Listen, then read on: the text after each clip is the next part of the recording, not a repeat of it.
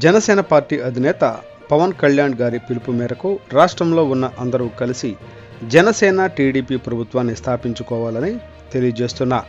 Janasena party దివ్యాంగుల జన సైనికుడు గోగన ఆదిశేషు బాపట్ల. ఈ నెల 24వ తారీఖు నాడు జనసేన పార్టీ అధినేత శ్రీ పవన్ కళ్యాణ్ గారు మరి టీడీపీ పార్టీ జాతీయ అధ్యక్షులు నారా చంద్రబాబు నాయుడు గారు ఇద్దరు కలిసి సీట్లు ప్రకటించడం జరిగింది. దాంట్లో 24 సీట్లు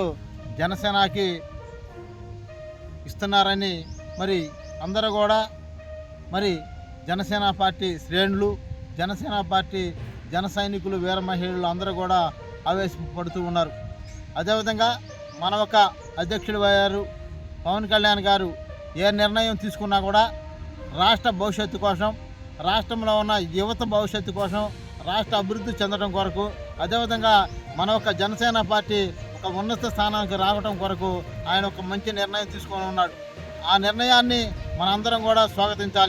స్వాగతించి ముఖ్యంగా మరి అన్ని కులాల్లో ఉన్న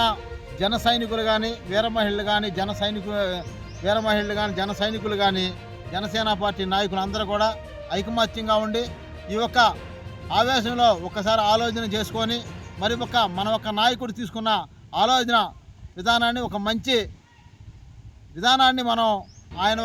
ఆయన అడుగుజాడలో నడవటం కోసం మనందరం పనిచేయాలి. అదేవిధంగా కాపు సామాజిక వర్గం ఏదైతే ఉందో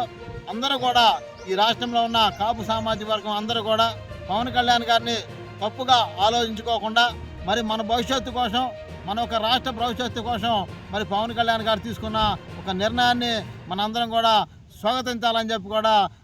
జనసేన పార్టీ నాయకులకి, అదేవిధంగా వీర మహిళలకు, కాపులు అందరూ కూడా మరీ తెలియజేస్తూ ఉన్నా.